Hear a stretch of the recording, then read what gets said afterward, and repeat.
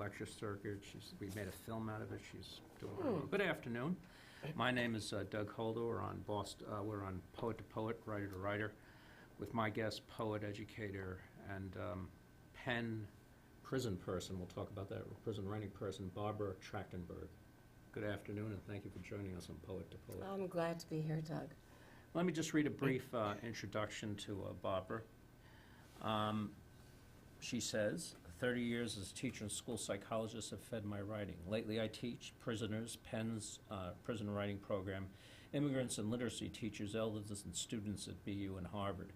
Play with visual arts, chamber music, and travel, and I'm fluent in Spanish.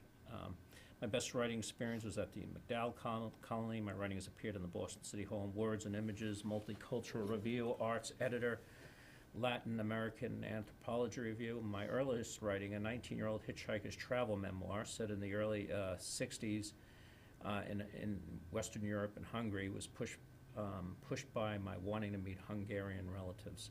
I'm a member of PEN New England and a member of Boston Writers' Room. My memoir in progress of my mother's life in 1938 connects to my first trip to Hungary. My doctorate in literacy, language, and cultural studies, master's in counseling, psychology, and in English and special education influence my writing. My favorite non-fiction characters are Ari, Dove, and Noah, my sons and granddaughter. That's how it should be. I was going to ask you, you've worked as a school psychologist for 30 years. You have, and I was wondering, how much has that work been made into fodder for your writing work? It's really fed my short stories. Yeah. Not so much my poetry, but I have about 8 connected short stories with one ongoing character. Mm-hmm. And they actually come from the material of my first years working at Crotched Mountain Rehabilitation Center, which is a residential center for multiply handicapped kids. Mm-hmm. And I knew nothing. I was not a teacher, Mm-hmm. not trained. And I was just thrown into this fascinating place. Learned a lot. Mm-hmm. Mm-hmm.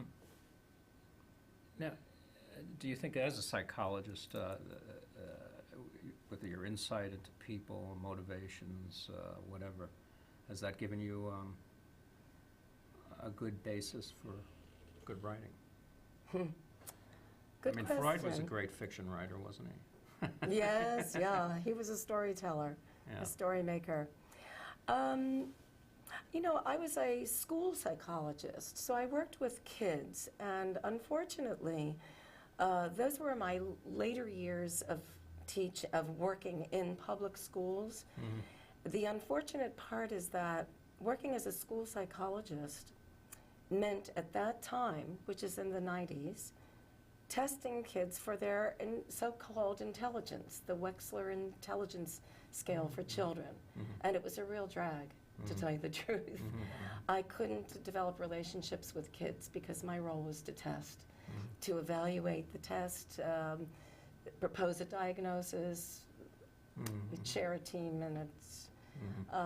But yeah, of course, I studied psychology, and my favorite topic was family psychology, and I used that to look at myself within my family. Okay, now you were a resident, and then we're going to get into your prison program too, but you were a resident at the famous writers' residency, the retreat, MacDowell Colony. I've talked to people that put little sandwiches out. You're in the little cottage, and then you go into the main residence, and there's all kinds of great writers, accomplished people. So tell me, what was that like? Give me your experience. Oh, it was Who was there, for instance, when you were there? Well, Lenny Bernstein had just left. Oh, wow. He was skiing with his kids. I also lived in that area, right up there in the Peterborough, town. right. Peterborough. My kids were born in Peterborough. I really have to answer your question in terms of my living in that area because I was exposed particularly to visual artists. Some people don't like that term. They were painters, they were sculptors, they were printmakers, and also to contemporary composers of music.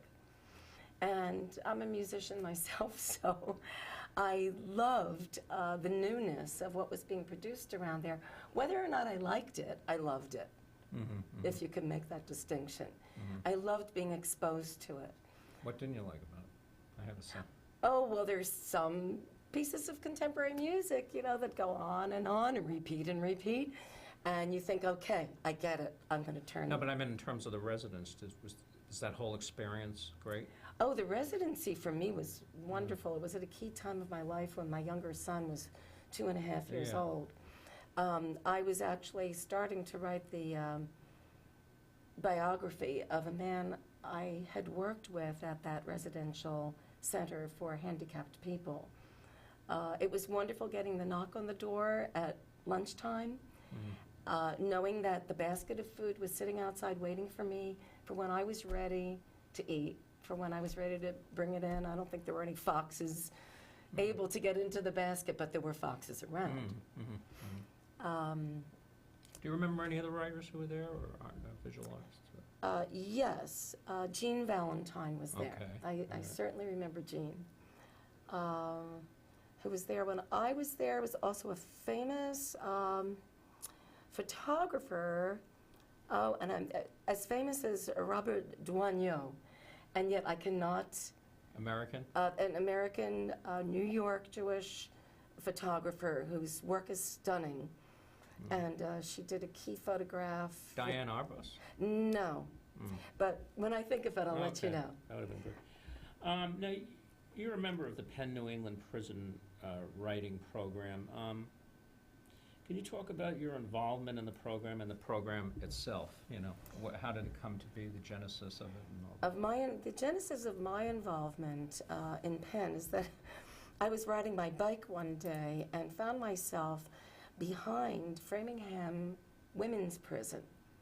And I thought, oh my God, I would love to get out of my world, my limited, the limitations of my own world, and enter this place and be able to. Not everyone would want to leave the limitations to go into prison. And I didn't even have my bike lock with me. Now, did you ever get, and I know, and I don't mean this to be negative or anything, but did you ever get, she says, oh, well, you're slumming, you're like Norman Mailer with Jack Henry Abbott, or you take on these people just because they're in prison, and it's exciting to have these Jean Genet types or whatever it is. I mean, did you ever get a lot of that stuff? Not at all. Not at all. Okay. The other side of ourselves, the other side of our lives, the other side of our thinking, the feeling versus the thinking. Always the other side. I've been trying to get to the other side of myself, and I don't think I'm that unusual. I think most of us are faced with having to do that. And these are regular people, and from my having already read some prison writing at that point. Did you read Etheridge Knight? Yeah, I read some of Etheridge Knight. Genet and certainly I grew up on Jean Genet because I was an English major. And so no, not at all. But what happened is that I went home, rode home on my bike. I called the education director at Framingham, and they said, call BU. There's somebody running a writing program already. Ma Barker? Was that Ma Barker? I don't remember the name right now. She was very famous. No. I'm not talking about Ma Barker. This is another Ma Barker. No. So I called, I left a few messages, and I never was called back. Ultimately, I went to a Penn book celebration and met Fred Marchand.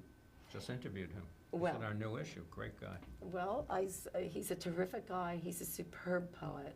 He's a warm human being. Very warm. And I went up to him and I told him I'm looking for a prison to do a writing workshop in. And he said, I've got just the thing for you. The problem with that is that it was so far away. It was 2 solid hours drive to Northampton County Jail. Right. And then 2 hours back. That's a lot, going west in the snow in the winter is not a wonderful thing to do here. Certainly not that round trip drive in a day. But I went. It was good.